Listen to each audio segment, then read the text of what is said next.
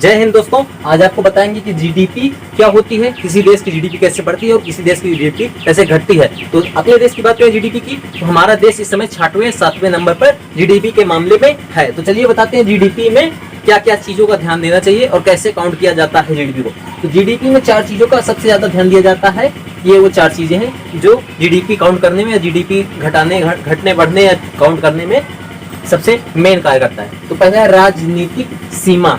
राजनीतिक सीमा मतलब जो अपने देश के भारत का नक्शा ले लीजिए, जो उसमें भारत के मतलब नक्शे में यानी भौगोलिक सीमा जो है भारत के, उससे ज्यादा होती है राजनीतिक सीमा। राजनीतिक सीमा का मतलब होता है जैसे कोई भी चीज मध्य प्रदेश में बनती है, कोई भी चीज मध्य प्रदेश में बनती है तो वो मध्य प्रदेश की जीडीपी में काउंट किया जाएगा, ना कि उत्तर प्रदेश की जीडीपी में काउंट किया जाएगा।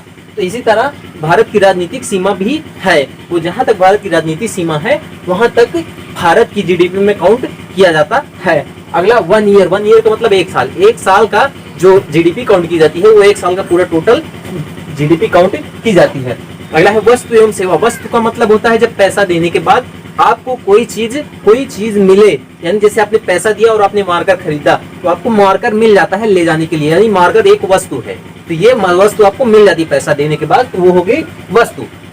और सेवा का मतलब हुआ कि पैसा देने के बाद आपको कुछ मिले ना ले जाने के लिए, यानी आपको फील हो कि हाँ हमें मिल गया, और ले जाने के लिए आपको कुछ ना मिले तो वो हो गई सेवा।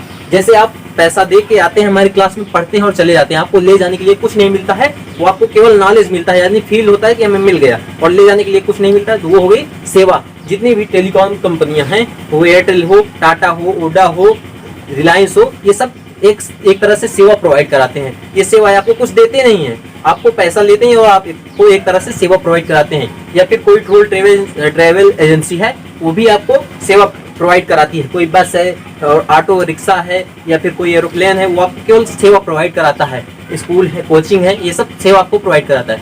तो आप वस्तु एवं सेवा समझ गए होंगे। अब किसी चीज का अंतिम मूल्य कैसे निकालते हैं, किसी चीज का अंतिम मूल्य कैसे निकालते हैं, तो आप समझ लीजिए जैसे समोसा लेने जाते हैं तो समोसे के अंदर आलू का चोखा डाला जाता है और मैदा रहता है, फिर उसे तेल में फ्राई किया जाता है। तो समोसा वाला आपसे ये थोड़ी ना बोलेगा कि भैया 2 रुपए चोखे का दे दीजिए और 1 रुपए मैदा का दे दीजिए, 8 आना तेल का दे दीजिए और बाकी मुझे दे दीजिए। वो आपसे केवल 5 रुपए 6 रुपए लेगा और बोलेगा भैया ये लीजिए एक समोसा। ये एक समोसे का अंतिम मूल्य है। तो अंतिम मूल्य लास्ट में, यानी कोई भी चीज बनी हुई है उसके अंतिम, यानी जो लास्ट प्राइस होता है उसी को अंतिम मूल्य कहते हैं।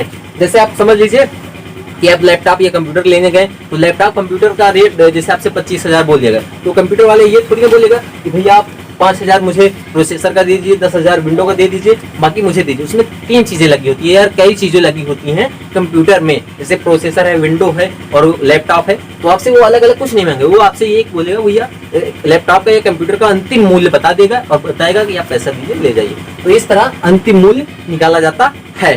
चलिए बताते हैं आपको कि जीडीपी की परिभाषा, जीडीपी के फुल फॉर्म क्या होता है। जीडीपी का फुल फॉर्म होता है ग्रॉस डोमेस्टिक प्रोडक्ट, सकल घरेलू उत्पाद। सकल घरेलू उत्पाद मतलब जो अपने देश में अपने घर में बनता है उसे कहते हैं जीडीपी, ग्रॉस डोमेस्टिक प्रोडक्ट, सकल घरेलू उत्पाद। तो आइए आपको जीडीपी कैसे निकालते हैं ये बताते हैं। तो मान लीजिए ये एक भारत की राजनीतिक सीमा हो गई, ये भारत की राजनीतिक सीमा हो गई। अब इसमें हमारी जितनी टोटल कंपनियां हैं उनका आय, 1 साल का उनका आय कितना हुआ, तो मैं एक कंपनी का नाम लेता हूँ, टाटा। मान लीजिए टाटा कंपनी है और उसका मतलब आय है 1 साल का 100 रुपया। और एक विदेशी कंपनी है एलजी एक विदेशी कंपनी है, उसका आय है 50 रुपया। तो अब जीडीपी कैसे निकालेंगे, तो जीडीपी निकालते हैं, टोटल जीडीपी कितनी हुई, टोटल जीडीपी कितनी हुई, तो टोटल जीडीपी हो गई 150 रुपया, 150 रुपया हो गई। अब आप कहेंगे कि हमारा एक व्यक्ति जो विदेश में काम करता है, रामू, वो 10 रुपए का काम करता है 1 साल में, 1 साल में 10 रुपए का काम करता है। रामू हमारे देश का है, ये विदेश में काम करता है, तो वो विदेश में काम करता है इसलिए वो हमारी राजनीतिक सीमा में नहीं आता है, वो हमारी राजनीतिक सीमा में नहीं आता, इसलिए इसकी जीडीपी हम अपने देश की जीडीपी में काउंट नहीं करते हैं। तो ये हमारे देश की जीडीपी हो गई। इस तरह जीडीपी निकाला जाता है। अब आप मान, वो बात अलग है कि जो एलजी कंपनी है वो कुछ परसेंट यहाँ पर टैक्स देगी, बाकी अपने देश ले जाएगी, लेकिन वो उत्पाद कहाँ करती है, हमारे देश में। यानी ग्रॉस डोमेस्टिक, ये जो सेकेंड नंबर है डोमेस्टिक, घरेलू, मतलब हमारे घर में उत्पाद किया जा रहा है, इसलिए वो अपने देश की जीडीपी में काउंट किया जाएगा। तो इस तरह जीडीपी निकालते हैं। जिस देश की जीडीपी अच्छी होती है उस देश में उत्पादन अच्छा होता है, और उत्पादन अच्छा होता है तो वहां पर रोजगार अच्छा होता है, रोजगार अच्छा होता है तो देश अच्छा होता है। इसलिए जीडीपी जो होती है इस तरह काउंट की जाती है। चलिए मिलते हैं नेक्स्ट वीडियो में, तब तक के लिए जय हिंद।